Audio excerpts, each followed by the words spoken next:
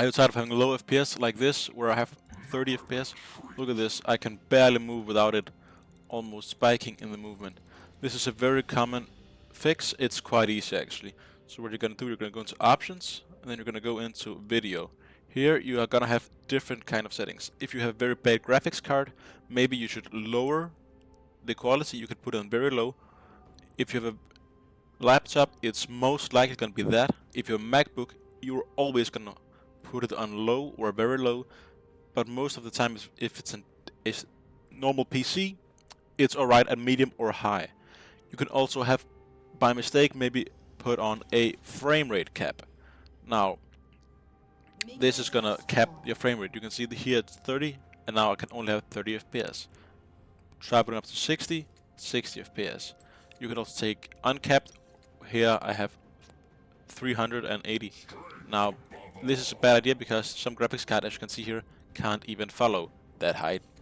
So just as a rule, always use maximum 200, because if you don't have a pristine graphics card, it might be able to run at a high frame rate for periods at a time, but you're gonna have that spiking, which you don't want. So just always have frame rate at 144 or 200, depends on how you like it. Also, anti-aliasing. This improves quality, but this may lower performance. So if you have, let's say, uncapped and you have everything on low and you're still running maybe 60-80 FPS, you want to turn this off. Also, never have this on. Vertical sync is a killer for the graphics card in the long run.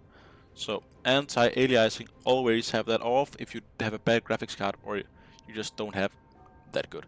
Also, if you lag a lot during team fights or during other sort of knock-ups, like say a Malphite ulted you, sometime you will have screen shake. Then you can turn that off here.